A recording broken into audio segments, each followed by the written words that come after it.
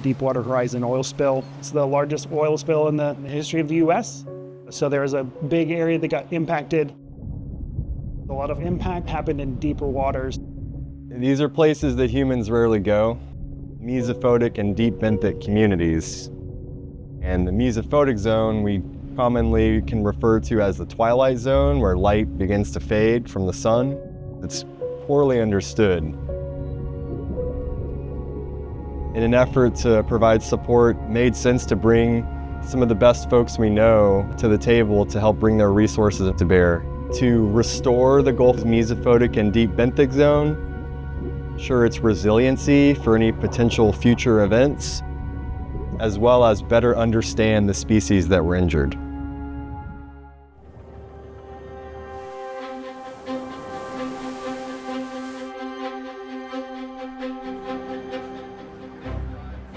The Mesophotic and Deep Benthic Communities Restoration Project.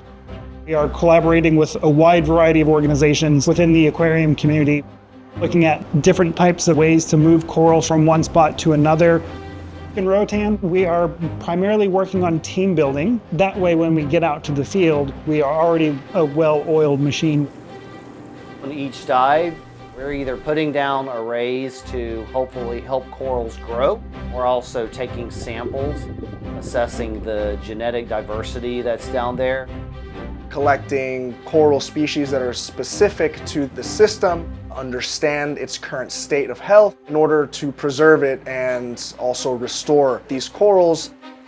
Working with some delicate organisms, coral gardening is what we like to say. The ability of these technical divers to do fine tasks with their hands has much more dexterity than any robot we've been able to come up with so far. When we do these dives, they're fairly rigorous.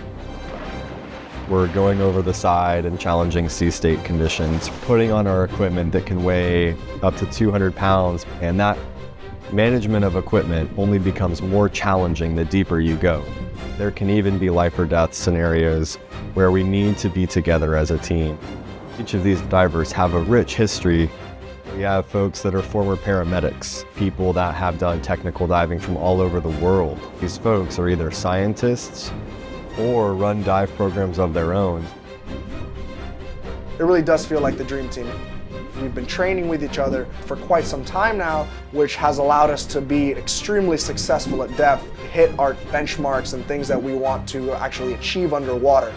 When you get around people who are so passionate about what they're doing, it just really allows everyone's inspiration and careers to take off in directions that they may not even have thought of.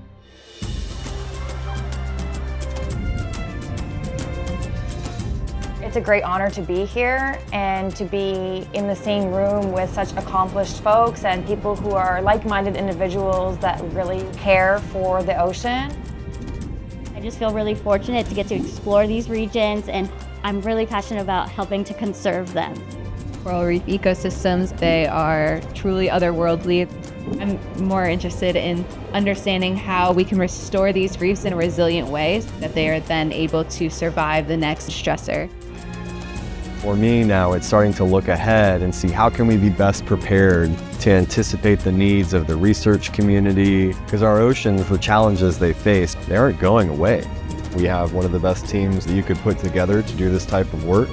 There is the chance to be able to have a very measured impact in the Gulf for years to come.